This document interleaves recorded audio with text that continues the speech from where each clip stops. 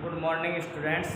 Math class 8th में आपका स्वागत है। देखिए अपन प्रश्नावली 1.1 का अध्ययन कर रहे थे, जिसमें है परिमेय संख्या। प्रश्नावली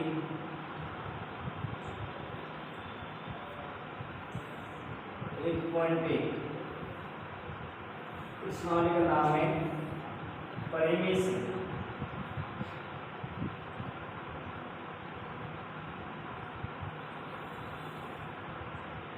परिमेय संख्या इनको कैपिटल क्यू से व्यक्त करते हैं।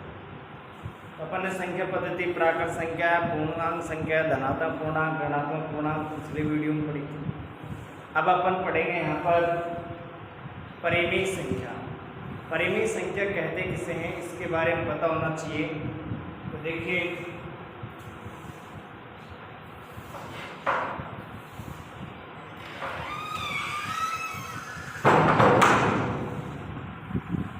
परिमेय संख्या, तो देखिए ऐसी संख्याएं जिन्हें p बटे q, ऐसी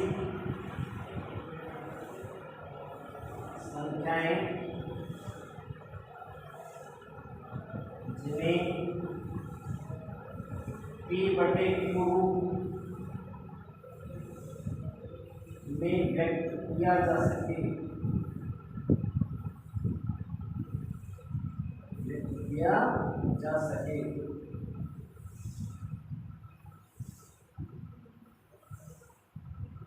परिमेय संख्या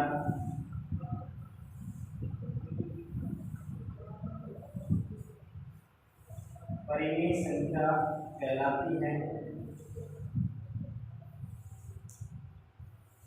परंतु p व q पूर्णांक संख्या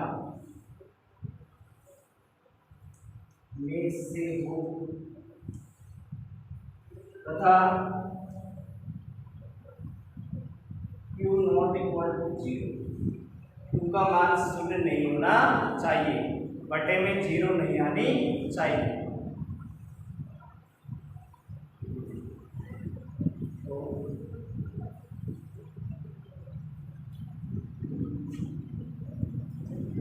ऐसी संख्याएं जिन्हें p बटे q के रूप में व्यक्त किया जा सके, बटे में लिख सके और किया जा सके,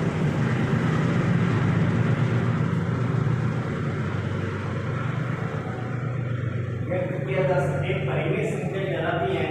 परंतु p व q पूर्णांक संख्या में से हो तथा q का मान नॉट इक्वल टू 0, 0 के बराबर नहीं होना चाहिए, q का मान 0 के बराबर नहीं होना चाहिए। ऐसी संख्याओं को अपन क्या कहते हैं, परिमेय संख्या कहते हैं। अब तक जितनी भी संख्याएं पढ़ी सब परिमेय संख्याएं हैं। 5 परिमेय है, 0 भी परिमेय है, 1/2 ये भी परिमेय है, 1/3 ये भी परिमेय है, 22/7 ये भी परिमेय संख्या है, माइनस का 5/8 ये भी परिमेय है, माइनस का 10, माइनस के 11 ये परिमेय संख्याएं हैं। कैसी संख्याएं हैं? परिमेय संख्याएं। अब तक जितनी भी संख्याएं पढ़े तो सभी परिमेय हैं और बटे वाली संख्याएं इसमें सम्मिलित हो जाती हैं। इनको बटे में व्यक्त किया जा सकता है, इसलिए ये भी परिमेय संख्याएं हैं। अब देखिए और एग्जाम्पल अपन देखें। 0.25 दशमलव वाली संख्याएं जो होती हैं ये भी परिमेय संख्या होती हैं। इनको भी अपन दशमलव को भिन्नों के रूप में बटे के रूप में व्यक्त कर सकते हैं। 0.2 है, ये भी परिमेय संख्या है, शांत दशमलव वाली संख्या है। फिर इसके बाद में अपन देखें तो जिनका दशमलव के साथ अशांत 3 आता ही जाएगा अनंत बार, या फिर 0.6 के ऊपर बार। ऐसी संख्या में क्या होती हैं, परिमेय संख्याएं होती हैं। इसके अलावा देखिए √2, √4, √9, √16, √25 जिनके वर्गमूल का मान पूर्ण संख्या में हो, का मान पूर्ण संख्या है। मान को संख्या में, मान कैसा होना चाहिए, पूर्ण संख्या में होना चाहिए। तो वो संख्याएं क्या होती हैं, परिमेय संख्याएं होती हैं। इसके बाद में और भी संख्याएं हैं, जैसे अपन बात करें सम संख्या, सम संख्याएं ऐसी संख्याएं जिनका इकाई अंक 0, 2, 4, 6, 8 हो, सम संख्या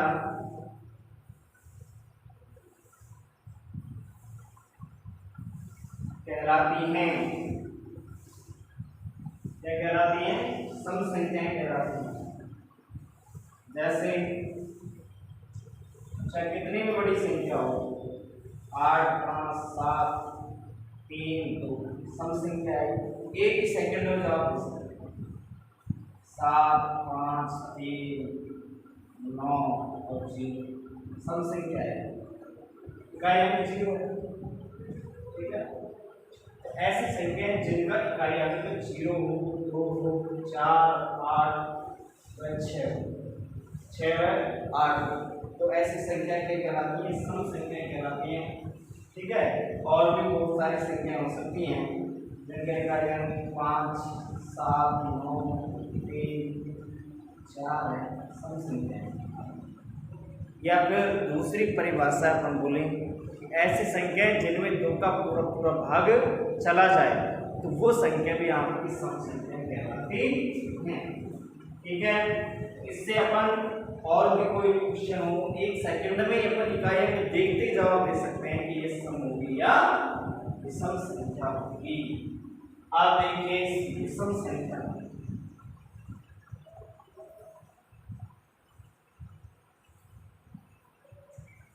विषम संख्याएं ऐसी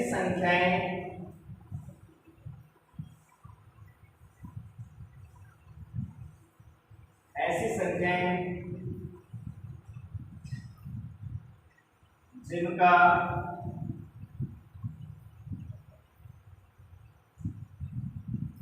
इकाई अंक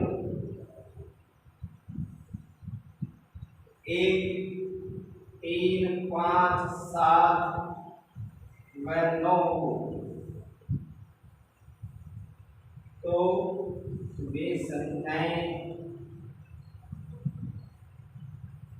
विषम संख्या कहलाती हैं। विषम संख्या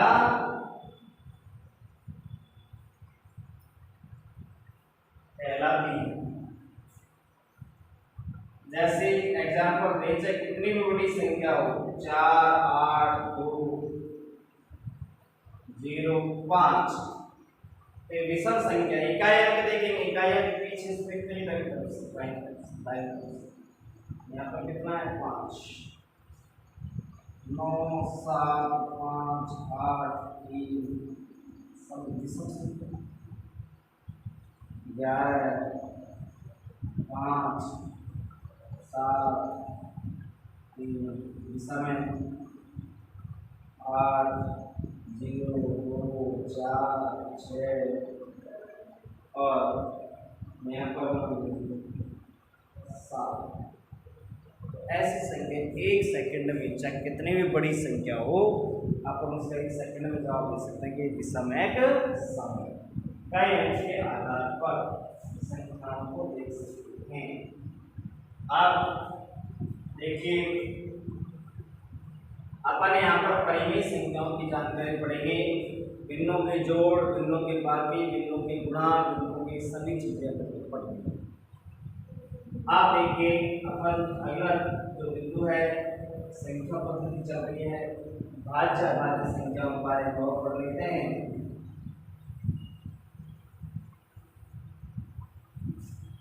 देखिए, भाज्य संख्या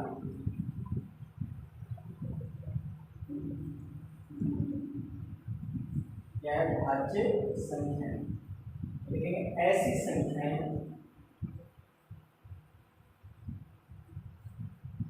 ऐसी संख्याएं जिनमें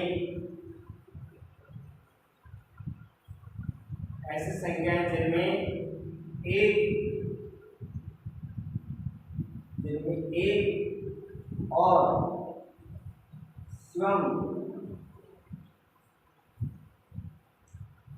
के अतिरिक्त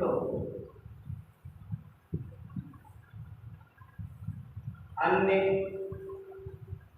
किसी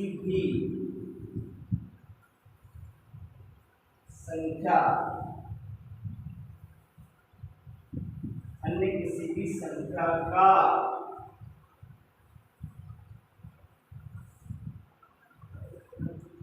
भाग जाता हो, भाज्य संख्या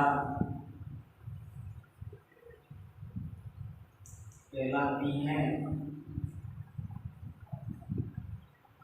ठीक है, तो ऐसी संख्याएं जिनमें एक और स्वयं के अलावा हर संख्या में खुद में खुद का भाग जाता ही है, इसके अतिरिक्त अन्य किसी भी संख्या का, अन्य किसी भी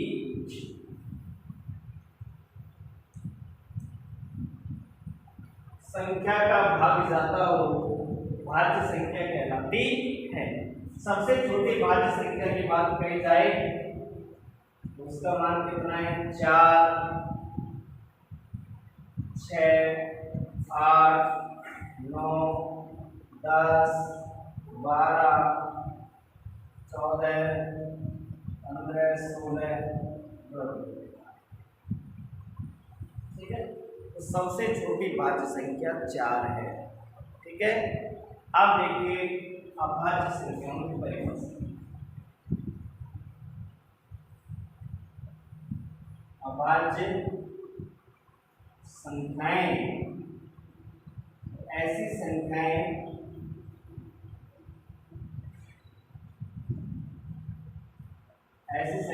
जिनमें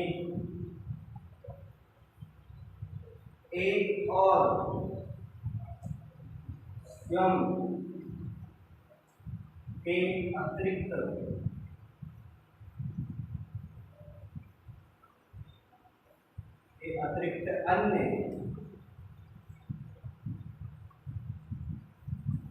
अन्य किसी भी संख्या का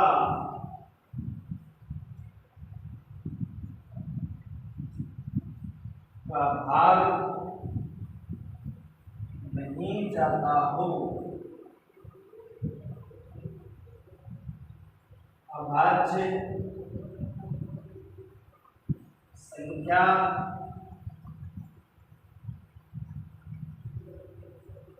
कहलाती है। ठीक है, कैसी संख्या कहलाती है? अभाज्य संख्याएं कहलाती हैं। देखिए एग्जाम्पल की बात करी जाए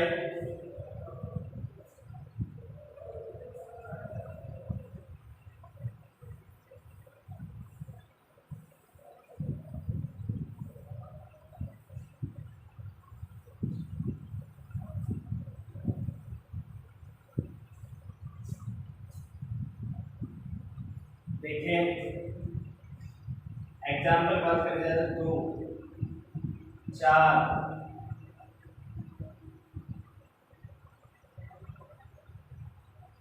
2, 3, 5, 7, 11। 9 नहीं है, 9 विषम संख्या है। 9 कैसी संख्या है? विषम। ध्यान में 2, 3, 5, 7, 11, 13, 17, 19 ऐसी संख्याएं कैसी संख्याएं हैं? ये अभाज्य संख्याएं हैं। 13, 17, 14 नहीं है, 15 नहीं है, 16 नहीं है, 17 है, 17 के बाद 18 नहीं है, 19 है, 2 है, 3 है, 4 नहीं है, 5 है, 6 नहीं है, 7 है, 7 नहीं, 7 के बाद 8 भी नहीं है, 9 भी नहीं है, 10 भी नहीं है, 11 है, 11 बाद 12 नहीं है, 13 है, 13 बाद 14 भी नहीं है, 16 में 17 है, 17 के बाद 18 है अभाज्य, 18 तो कैसी है भाज्य, 19 क्या है भाज्य। अब अपन ने ये संख्याओं के बारे में अध्ययन किया है। ये क्या है कि जैसे अपन प्रश्न हल करते हैं तो ये मध्य मध्य में अपने काम में आती है, तो छोटी छोटी चीज़ों की जानकारी अपन को होनी चाहिए। अब अपन बात करते हैं जो इसके गुणधर्म है, कुछ संख्याओं के क्या है गुणधर्म, जैसे संवर्त है, सहचार्य है, पूर्णांक संख्याएं हैं। तो देखिए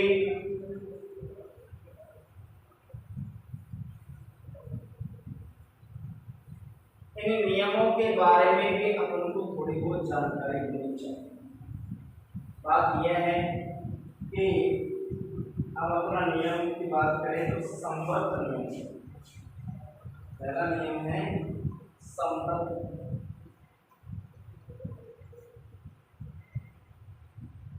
संवर्त नियम पहले आती है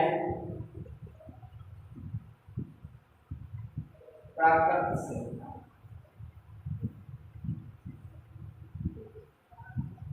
प्राकृत संख्या अब आप ये नियम क्या कहता है, ये नियम इस बात को कहता है कि आप कोई भी दो प्राकृत संख्याएं लीजिए और प्राकृत संख्या में फर्स्ट नंबर है योग का, योग की बात है। योग का मतलब है किन्हीं भी दो प्राकृत संख्याओं को जोड़ो और कोई भी दो प्राकृत संख्याओं को जोड़ेंगे तो प्राकृत संख्या ही प्राप्त होगी। इसलिए योग में ये नियम क्या है संवृत है। ये नियम क्या हो जाएगा अपना संवृत हो जाएगा, ठीक है। तो यहाँ पर एक एक चीज देखें तो योग में कोई भी दो प्राकृत संख्याओं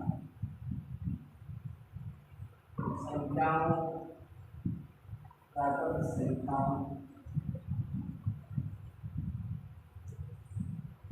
का योग करने पर प्राकृत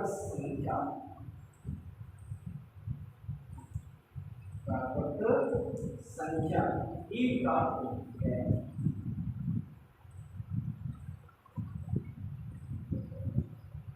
अतः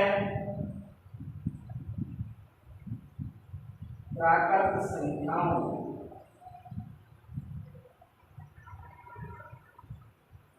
के योग में संवृत नियम है।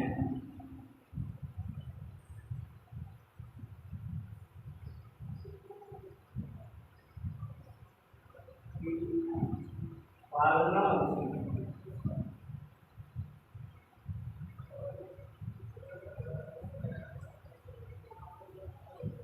ठीक है। फॉर एग्जाम्पल जैसे मान लीजिए एक प्राकृत संख्या है और चार भी प्राकृत, पांच भी क्या है प्राकृत, पांच भी क्या है प्राकृत संख्या है। एक से स्टार्ट होते हैं प्राकृत संख्या, एक से लेकर के अनंत तक आप कोई भी दो प्राकृत संख्या ले लो, जोड़ोगे तो अगली संख्या भी प्राकृत संख्या प्राप्त। आप देखिए घटाओ, अब आपको सीधी सी बात ढूंढने में तो लिखने की जरूरत नहीं है कि आप कोई भी दो प्राकृत संख्याएं लें और उनको परस्पर घटाएं तो आपको जरूरी है कि प्राकृतिक प्राप्त हो, माइनस की संख्या प्राप्त हो। इसलिए संवृत नहीं है। देखो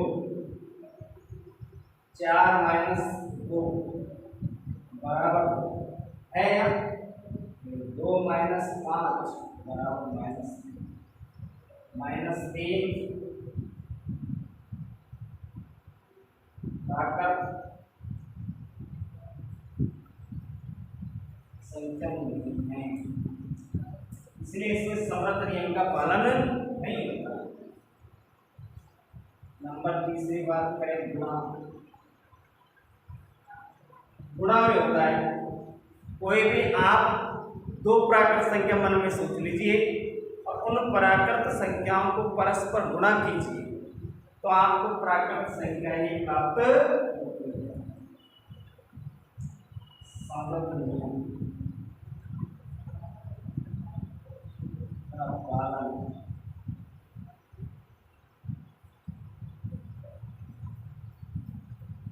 जैसे हम 20 गुना 420 प्राकृत संख्या है। अनंत तक होती है, कहाँ तक होती है? अनंत तक। तो 420 यहाँ पर 20वीं प्राकृत संख्या ली, 21वीं प्राकृत संख्या ली, 420 आया, 420 प्राकृत संख्या। भाग में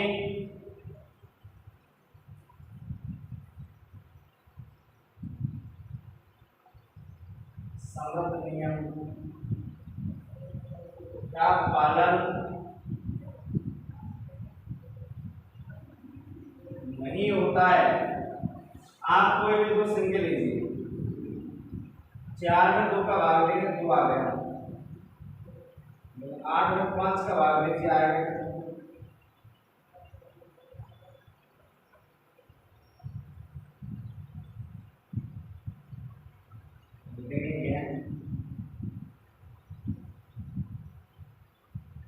प्राकृत संख्या। तो आप कोई भी दो प्राकृत संख्या लें आपस में और परस्पर भाग दें तो उसमें प्राकृत संख्या भी आ सकती है और प्राकृत संख्या नहीं भी आ सकती। इसलिए सभी संख्याओं के लिए यह नियम लागू नहीं होता है। ठीक है, ये समृद्ध नियम है प्राकृत संख्याओं के लिए। अब ऐसे ही अपन पूर्ण संख्याओं के लिए, पूर्णांकों के लिए, परिमेय संख्याओं के लिए, सभी संख्याओं के लिए पढ़ेंगे। कुछ नियम रटने की आवश्यकता नहीं है, केवल समझने की आवश्यकता होती है। पूछे तो अपन जवाब उसका दे सकते हैं। समृद्ध नियम का क्या होता है? इस प्राकृत संख्याओं पढ़ रहे हैं तो कोई भी दो प्राकृत संख्या लो, योग के लिए कह रहे हैं तो जोड़ेंगे, कोई भी दो प्राकृत संख्या जोड़ते हैं तो प्राकृत संख्या प्राप्त होती है। इसलिए इस नियम की पालना नहीं होती। इस नियम की पालना होती है, कोई दो प्राकृत संख्या लेंगे और जोड़ेंगे तो प्राकृत संख्या। घटाव में आपको पता है कि 4 में से 2 घटा है 2 आया, प्राकृत संख्या, सही बात है। लेकिन मान लीजिए कि 5वीं प्राकृत संख्या है और 2 भी प्राकृत संख्या है, आपने 2 में से 5 को घटा दिया तो प्राकृत संख्या नहीं आएगी, ऋणात्मक संख्या आएगी, तो प्राकृत संख्या नहीं है। इसलिए नियम की पालना नहीं होती है। रटने की करने की ज़्यादा आवश्यकता नहीं है, केवल समझ करके और अपन को याद रखना है। Thank you. अगले वीडियो में आगे बढ़ें।